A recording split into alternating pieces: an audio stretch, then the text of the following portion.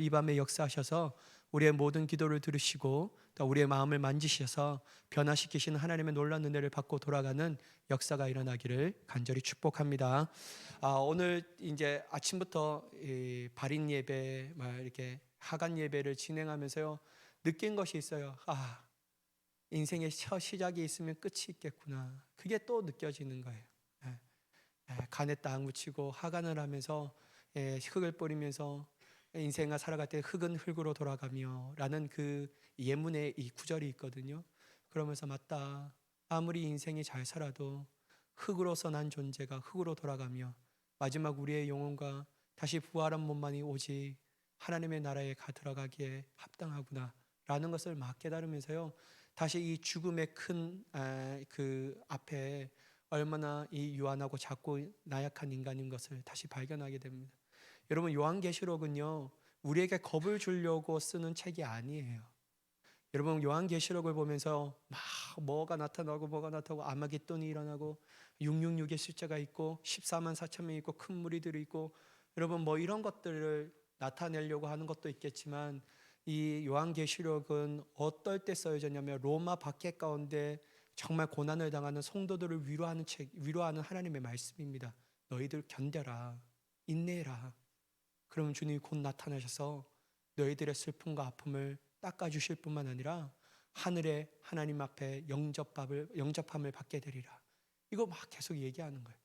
여러분, 오늘 이 말씀 또한 우리가 인생을 어떻게 살아가야 할지에 짧고 짧은 인생 가운데 어떻게 살아가야 할지에 대해서 또한 얘기하고요.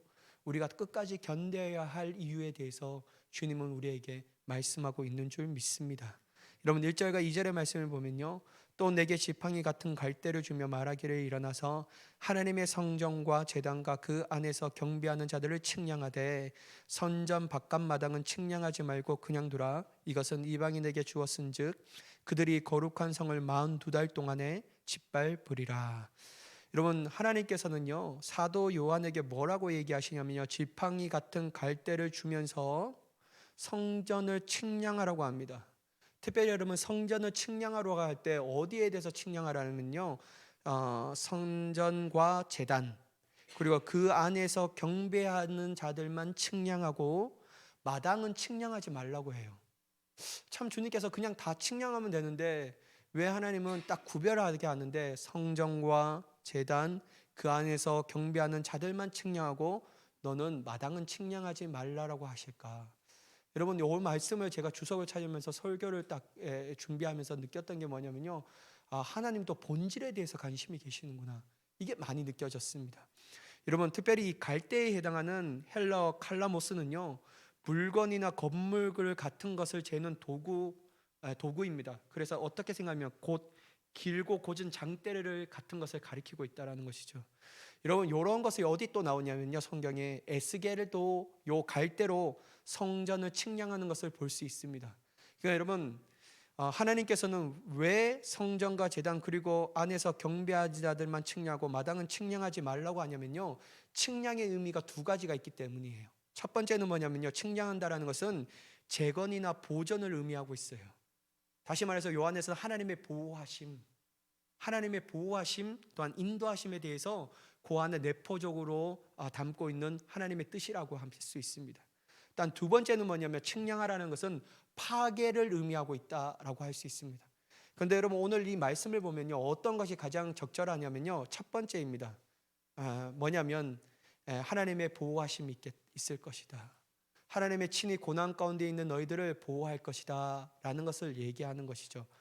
여러분 왜 그렇게 우리가 해석할 수 있냐면요 뒤에 보면 마당은 이방인들에 의해 짓밟힘을 당하기 때문이라고 얘기할 수 있다는 것이죠.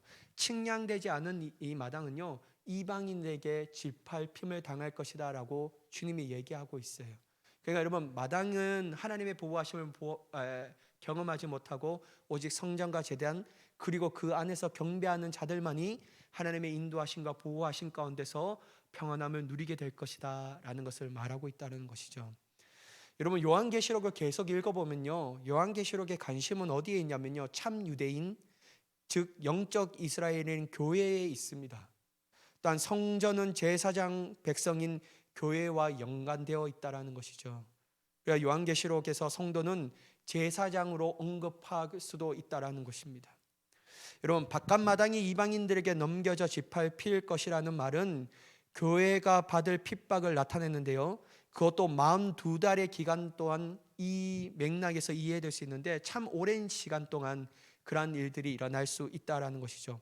근데 여러분, 역사적으로 보면 이게 성취가 되었어요. 어떻게 되냐면요, 기원전 2세기에 안티오쿠스 4세 에피파네스라는 사람이 있는데요, 그때 예루살렘 성전에서 제우스를 위한 제단을 세웁니다. 돼지 같은 부정한 동물들을 제물로 바쳤습니다. 하나님의 백성이 그에게 괴롭힘을 당하는 시기는 한 때와 두 때와 반 때, 즉 3년 반에 해당하는 42달이라는 시간이 걸렸다라는 것이죠. 따라서 42달은요, 한편은 이러한 역사적 배경을 담고 있고 뿐만 아니라 또한 42달에 미래적으로는 어떻게 해석할 수 있냐면요, 종말에 임할 극심한 박해를 의미하고 있다는 것이죠. 앞에서 당하였지만 또한 뒤에서도 남은 자들에게 당해야 할 이러한 일들, 또한 믿지 않는 사람들이 극심하게 당해야 할 박해들이 믿는 사람들이 당해야 할 극심한 박해가 남아있다는 것을 이 말씀을 통하여 우리에게 알려주고 계시다라는 것이죠. 사랑하는 여러분, 저는 오늘 이 말씀을 읽는데요, 오늘날 이 시대를 해석할 수밖에 없었습니다. 여러분, 오늘날 이 시대 가운데 하나님의 몸된 교회와 신앙 공동체가 세상으로부터 많은 박해를 받는다라는 거예요. 물론 여러분, 예전과 같이 믿는 사람들을 죽이는 박해는 없습니다. 교회를 무너뜨리는 그러한 실제적 위험은 없습니다. 그런데 여러분, 자세히 보면요, 옛날보다 더 심한 박해가 오늘 이 시대에 존재하고 있다는 것이 어떻게 해요? 세상의 문화로 교회를 공격합니다. 세상의 문화로 성도들을 무너뜨리려고 합니다. 또한 여러분, 인권은 아주 좋은 겁니다. 인권은 좋은데요, 인권이라는 미명하에 하나님의 말씀을 어거드러뜨려서 주님의 말씀을 반하게 할 뿐만 아니라 인권이라는 문명하에 사람들을 신으로 섬기는 일들을 막 해내고 있다는 것이죠. 그러니까 여러분, 오늘날 살아가고 있는 이 신앙 공동체와 교회가 예전보다 더 심한 박해를 받을 수밖에 없다는 사실에 대해서 우리가 부인할 수 없다라는 것이죠. 그러나 분명한 것은 뭐냐면요, 하나님의 진정한 교회와 성도는요, 절대로 무너지지 않습니다. 그럼 절대로 안 무너져요. 왜냐하면 하나님께서 우리의 전능자가 되시며 주님이 우리의 보호자가 되시기 때문이죠. 하나님이 우리의 보호자가 되시면요, 주님이 우리의 산성이 또한 되어주시기에 어떤 공격으로부터 박해와 고난은 당할 수 있지만, 우리의 육체의 생명은 빼앗아갈 수 있지만 우리의 영혼은 절대로 건들 수 없는 줄 믿습니다. 그래서 여러분, 우리는 두려워할 필요가 없어요. 전능자 하나님이 끝까지 우리와 함께 하신다라는 것이죠. 세상과 타협하지 않고 그들의 가치관에 타협하지 않는 신실한 교회와 성도들은 물론 고난을 받겠지만요, 그러나 결국 하나님과 함께하는 교회와 성도들이 얻어야 할 최후는 뭐냐면요, 승리입니다. 우리에게 승리가 있다라는 거예요. 여러분, 이러한 관점으로 보면요, 오늘날 일어나는 모든 교회를 말살시키려는 세상의 이 계략과 책략, 마귀의 사탄의 전략을 보면요, 그거 앞에서 우리가 두려워할 필요가 없어요. 너희가 아무리 우리를 공격해봐라, 우리가 넘어지나. 왜냐하면 하나님의 승리만이 영영이 설 수 있기 때문에. 예수님이 우리의 대장이 되시는데 누가 우리 앞에 설 수 있는 자가 있겠습니까? 그래서 여러분, 이 마지막 때에 우리가 더욱더 주목하며 더욱더 바라봐야 할 분이 누구시냐면요, 하나님이시며 오직 예수 그리스도밖에 없는 줄 믿습니다. 힘들 때 여러분, 예수님을 부르짖어야 되는 거예요. 힘들 때 예수님을 더욱더 찾아야 하는 것이죠. 어려울 때 하나님의 손을 더욱더 꽉 붙잡고 있어야 합니다. 제가 좋아하는 찬양 중에 어떤 찬양이냐면요, 주님여 내 손을 꼭 잡고 가소서, 지치고 피곤한 이 몸을. 이 찬양을 부르면요, 눈물이 저절로 날 수밖에 없어요. 여러분, 우리가 부인할 수 없는 것이 뭐냐면요, 이 땅에 우리가 살아갈 때는요, 극심한 고난과 핍박과 박해가 존재합니다. 어려운 문제들이 우리의 신앙을 무너뜨리려고 항상 준비되어 있습니다. 그래서 여러분, 좀 문제가 해결됐다 싶으면 또 한 발짝 걸어가면 또 다른 문제가 우리 앞에 있고요, 이 고난의 모든 상황이 해결된 것 같이 좀 즐겁고 막 콧노래가 좀 나오려고 하다가 보면 또 있어요. 그래서 여러분, 제가 예전에도 말씀드린 저희 아내랑 막 얘기하다가 어떻게 얘기가 됐냐면요, 여보, 하나님은 진짜 숨만 쉴 수 있게끔 우리를 하시는 것 같아. 숨만 쉴 수 있게끔 하시는 것 같아. 좀 고난이 벗어나면 또 고난이 오고, 이런 고난은 지치지도 않나. 왜 이렇게 고난이 우리에게 많이 찾아올까? 그럴 때가 참 많다라는 거예요. 근데 여러분, 우리가 고난만 묵상하면요 힘들어요. 우리가 문제만 묵상하면요 어려워요. 우리가 어려운 상황과 환경과 사람들만 생각하면요 낙심이 된다라는 거예요. 근데 여러분, 그러한 상황 가운데 우리의 영원한 보호자가 되시며 인도자가 되시는 하나님이 우리의 삶의 가장 중심이 되고 있기에요, 우리는 절대로 넘어지지 않는 거예요. 그래서 여러분, 힘들 때 주님의 얼굴을 볼 수 있는 저와 여러분이 되기를 간절히 축복합니다. 주님의 얼굴을 볼 수 있고 주님의 얼굴을 보는 자는요 승리를 경험할 수밖에 없습니다. 여러분, 걱정 마세요. 우리는 이기는 자가, 이 세상을 이기는 자가 누구입니까? 예수 그리스도를 믿는 사람밖에 없다라는 것이죠. 그래서 여러분, 아무리 막 발악을 해도 뭐 괜찮습니다. 근데 여러분, 답답할 때는 있어요. 아유, 이렇게 가서 어떻게 하나 라고 생각해요. 여러분, 참 신기한 게 있는데요, 제가 어떤 신문을 딱 봤는데요, 어떤 거 젊은이들에 대해서 이렇게 리서치했더라고요. 특별히 여성들인가? 여자들인 것 같아요. 여성분들의, 젊은 여자들, 미혼 여성들에 대해서 딱 했는데, 당신은 결혼할 것입니까? 결혼하지 않을 것입니까? 결혼하지 않는다라는 사람이요 훨씬 과반수가 넘어요. 자기는 이 평생 결혼하지 않는 거예요. 난 그러면서, 야, 진짜 이제 독신 가정들이 참 많겠다. 독신 사람들이 많겠다. 1인 가구가 참 넘쳐나겠다. 근데 여러분, 그 뒤에 또 묻는 게 뭐냐면요, 자기는 결혼은 하고 싶지 않지만 아기는 낳고 싶대요. 이게 도대체 무슨 말이냐. 결혼은 하고 싶지 않은데 아기를 낳고 싶대요. 참 여러분, 정말 이 미디어가 참 세상을 망치고 있다는 생각이 듭니다. 여러분, 아기는요 부속품이 아니에요. 여러분, 아기는 우리가 가지고 싶다라고 해서 가져지는 게 아닙니다. 나는 아기만 있으면 돼. 여러분, 하나님의 가정 안에서 자녀를 허락하여 주신 줄 믿습니다. 남자와 여자가 한 몸과 한 뜻으로 세워주셔서, 물론 여러분, 그러한 신체적인 이유 때문에, 그러한 때문에요 불임을 하는 신혼부부가 많잖아요. 그건 너무 안타까운 거예요. 근데 여러분, 내가 결혼을 하지 않는데 뭐 연예인처럼 그렇게 아이를 낳는 거는요, 저는 볼 때는 하나님께서 어떻게 생각하시지에 대해서 좀 진지하게 고민할 수밖에 없다라고 생각합니다. 여러분, 그것도 자기의 욕심이 아닐까요? 욕심인 것 같아요. 저는 욕심인다라는 생각이 좀 많이 듭니다. 사랑하는 여러분, 우리가 꼭 기억해야 될 것은요, 오직 하나님이에요. 그거밖에 없어요. 답이. 하나님을 바라보면서 이 세상의 문화와 가치관을 판단해야 합니다. 여러분, 인간이 중심되면요 하나님은 온데간데 없습니다. 그리고 인간이 중심이 되면요 교회가 말하는 것은 다 비이성적이고 비논리적이며, 어떻게 저렇게 편협한지 모르고 어떻게 저렇게 모르겠다라고 말하는데, 여러분, 진리가 편협한 거예요 원래. 여러분, 이게 종이컵이잖아요. 제가 이것을 여러분 휴대폰이라고 말하면 여러분들 저를 정상이라고 인정하겠습니까? 여러분, 진리는 둘이 될 수가 없어요. 이게 여러분 종이컵이에요. 종이컵을 종이컵이라고 해야지, 어떻게 여러분 우리가 이것을 세상 사람들이 다 여러분 그거라고 말할지라도 우리는 온전히 주님의 주신 그 말씀 가운데 진리를 말할 수 있는 자가 돼야 될 줄 믿습니다. 또한 여러분, 3절과 4절의 말씀을 보면요, 내가 나의 두 증인에게 권세를 주리니 그들이 굵은 베옷을 입고 1260일을 예언하리라. 그들은 이 땅의 주 앞에 서 있는 두 감람나무와 두 촛대니. 여러분, 두 증인이 예언하는 날이 1260일이라고 합니다. 일단 앞서 언급한 이 42달과 같은 기간을 뜻하고 있죠.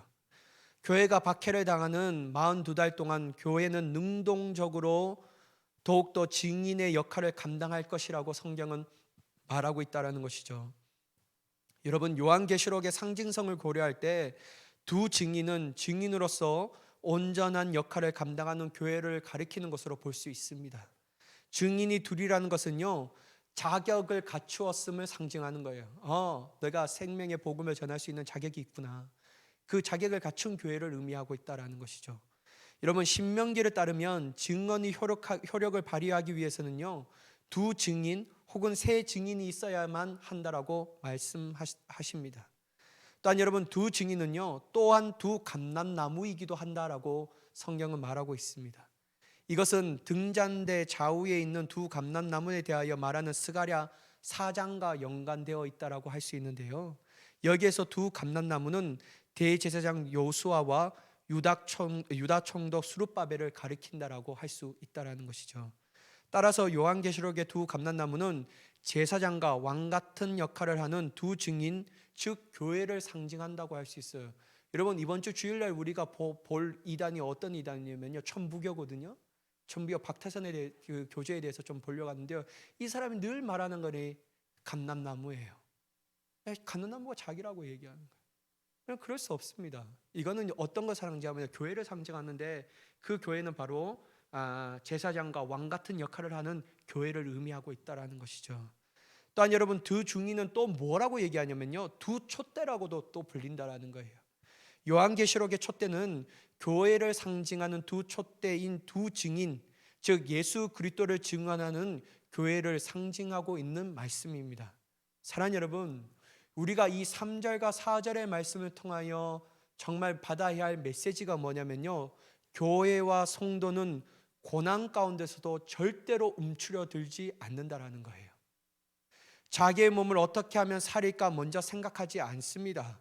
도리어 그들은 더 담대하게 고난 중에서도 복음을 증거하는 사명을 온전히 감당하는 줄 믿습니다. 이게 교회라는 거예요. 이게 진짜 마지막 생명력을 가지고 있는 교회라고 할 수 있다라는 것이죠. 따라서 여러분, 우리가 세상의 성도로 살아갈 때 미움을 당하는 것이 기쁘진 않겠지만 우리 안에서 소망과 사명은 절대로 잃지 말아야 한다는 거예요. 이럴 때일수록 우리는 더욱더 사명과 소망을 집중하며 나아가는 자가 되어야 될 줄 믿습니다. 여러분, 우리의 사명이 무엇입니까? 증인적인 삶을 살아가는 것. 여러분, 소망은 무엇입니까? 하나님의 복음이 온 땅 가운데 선포되어 주님이 다스리신 나라가 도래하는 것. 이게 여러분 우리의 소망이며 우리의 사명이지 않겠습니까?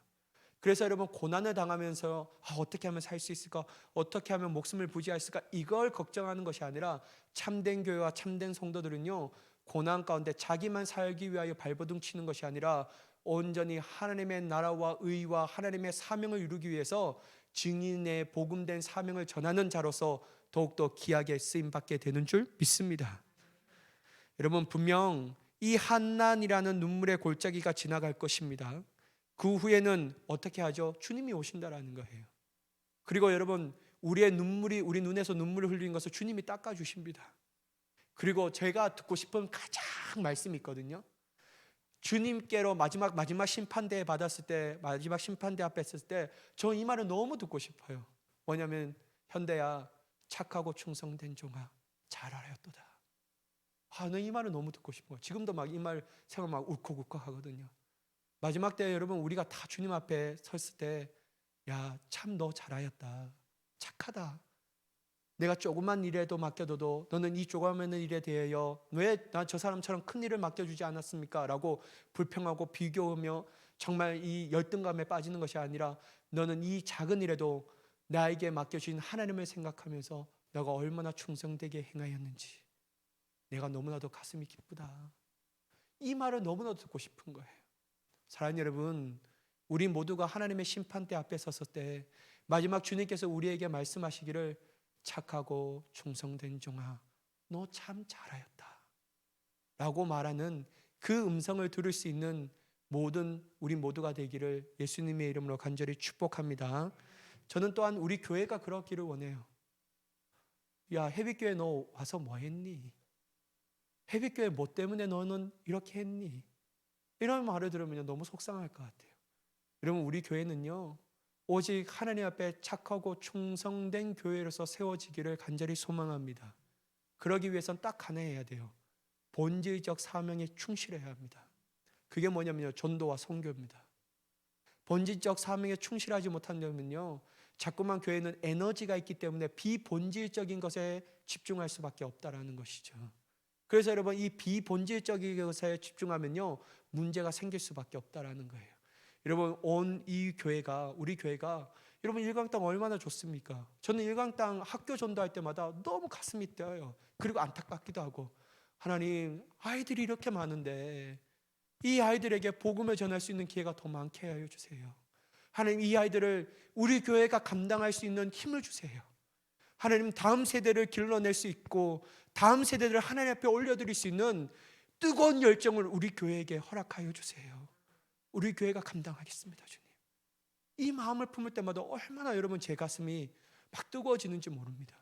사랑하는 여러분, 우리 교회가 정말 다른 거 생각하지 말고 이 본질적인 사명을 온전히 충실하며 마지막 주님 앞에 설 때, 우리 교회 다 공동체잖아요. 우리가 이 헤빗교회에 속한 공동체잖아요. 너 어디서 교회였니? 아, 헤빗교회. 잘했다 야, 잘했다 야. 내가 안 그래도 네가 속한 교회를 볼 때마다 얼마나 내가 자랑스러운지 모르겠어. 너는 어떻게 이 본질적 사명에 충실하게 행했니? 잘하였다다, 충성된 종아 라고 말할 수 있는 우리 모두가 그것으로 인하여 기뻐하며 행복해질 수 있는 우리 모두가 되기를 예수님의 이름으로 간절히 축복합니다.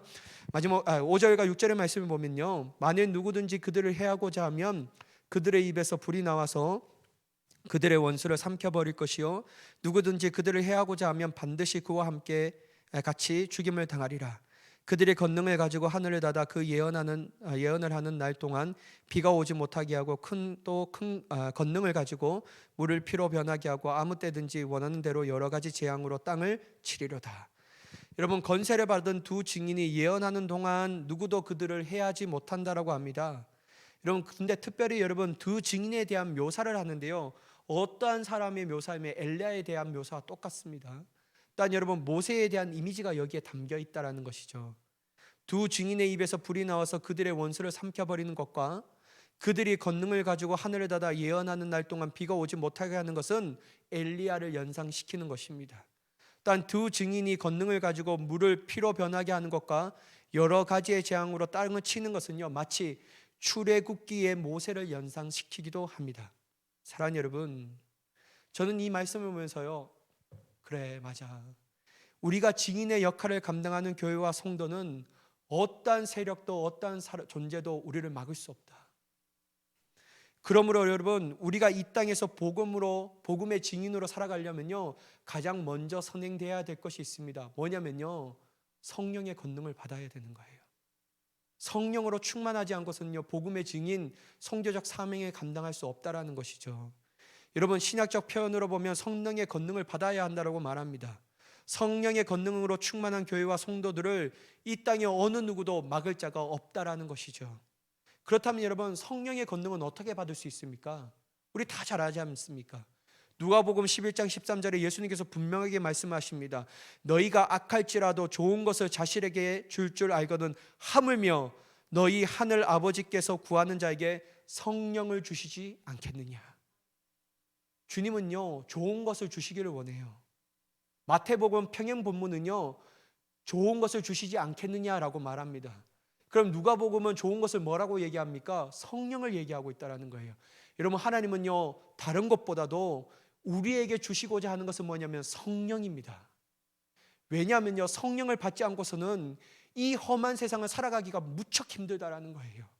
이 험한 세상 가운데 주님의 증인의 역할을 감당하기가 무척이나 어렵다라는 거예요. 여러분, 성령으로 충만할 때 비로소 우리는 온 땅에 거하는 족속들에게, 아니 그건 멀리 보는 비전이고, 우리가 가까이 행할 수 있는, 내 가까이 행하는 사람들에게 복음을 전할 수 있는 담대함이 우리 안에서 생겨나게 되는 줄 믿습니다. 성령의 권능이 없으면 안 된다라는 거예요. 안 된다라는 거죠. 담대할 수가 없다라는 것이죠.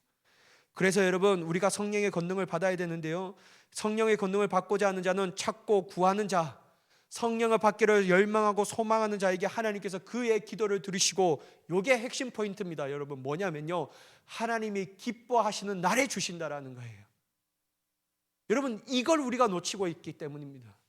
나는 성령을 위해서 기도했는데 왜 하나님은 왜 나에게 성령을 부어주시지 않습니까?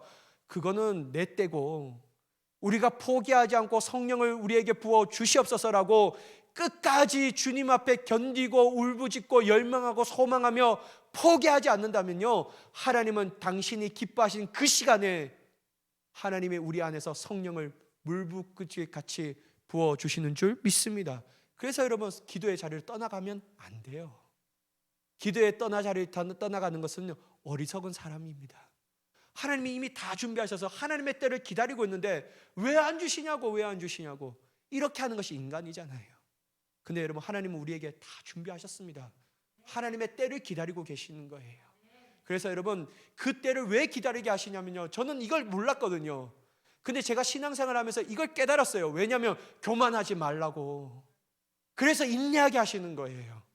네 힘으로 받은 게 아니라고, 네 열정으로 받은 게 아니라고, 네가 구한 것 때문에 받은 것이 아니라고 주님이 이거 가르치시기 위해서 우리에게 참고 인내하고 견디게 하시는 그 시간을 우리에게 허락하여 주신 줄 믿습니다.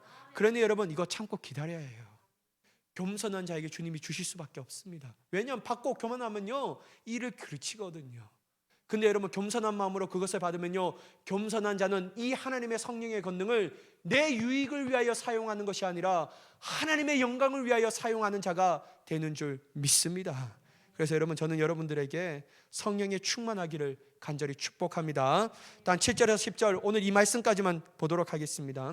그들이 그 증언을 마칠 때 무중행으로부터 올라오는 짐승이 그들과 더불어 전쟁을 일으켜 그들을 이기고 그들을 죽을 터인즉 그들의 시체가 큰 성 길에 있으니 그 성은 영적으로 하면 소돔이라고도 하고 애굽이라고도 하니 곧 그들의 주께서 십자가에 못 박히신 곳이라. 백성들과 족속과 방언과 나라 중에서 사람들이 그 시체를 사흘 반 동안에 보며 무덤에 장사하지 못하게 하리로다. 이 두 선지자가 땅에 사는 자들을 괴롭게 한 고로 땅에 사는 자들이 그들의 죽음을 즐거워하고 기뻐하여 서로 예물을 보내리라 하더라. 이런 무적행에서 올라온 짐승이 전쟁이 일으켜 두 증인을 죽인다라는 것은요, 교회가 박해를 당하고 순교를 당함을 나타냅니다. 교회는 승리하지만 환난은 겪을 수밖에 없다라는 것을 의미하고 있다라는 것이죠. 여러분, 무정행에서 나온 짐승은요, 교회를 대적하는 악한 영적 세력을 의미하고 있습니다. 두 대적들은 두 증인에 대한 너무나 중언 나머지 두 증인의 시체를 장사하지 못하도록 막습니다. 오히려 어떻게 하죠, 여러분? 축제를 즐기고 있다라는 거예요. 축제를 한다라는 거예요. 여러분, 사흘 반이라는 기간은 3년 반이라는 박해의 기간을 상징하고 있다라는 것이죠. 두 증인의 시체는 영적으로 소돔과 애굽이라는 불리는 큰 성, 곧 주님이 십자가에 못 박힌 곳의 길에 방치될 것을 의미하고 있다라는 겁니다. 소돔은 하나님의 심판을 초래하는 죄악의 도시고 애굽은 하나님의 백성을 억압하여 재앙을 받는 나라를 의미하고 있습니다. 사랑하는 여러분, 이걸 우리가 알아야 합니다. 뭐냐면요, 세상은 진리를 싫어합니다. 예수님의 뒤를 따르는 교회를 핍박하고 박해하게 마련입니다. 이것은 우리가 원치 않는다고 해서 피해가는 것이 아니에요. 이러한 상황 가운데 어울리는 세상의 말이 있습니다. 제가 군대에 있을 때 많이 듣던 말인데요, 신병들에게 고참이 하는 말입니다. 피할 수 없으면 즐기라는 거예요. 저는 이 말을 맞고 우리는 우리에게 찾아오는 세상의 고난을 피할 수 없기 때문에 도리어 하나님의 상급을 생각하며 고난을 즐길 수 있는 자가 되어야 될 줄 믿습니다. 여러분, 고난이 크면 클수록요, 하나님의 영광의 상급도 커집니다. 장차 비교되지 못할 하나님의 영광의 상급, 그게 우리에게 있다라는 거예요. 그래서 여러분, 고난은 우리가 피해야 할 수 없어요. 그러면 피해갈 수 없으면 어떻게 해야 되죠? 하나님의 진리의 말씀 안에서 그 모든 고난을 즐겨야 합니다.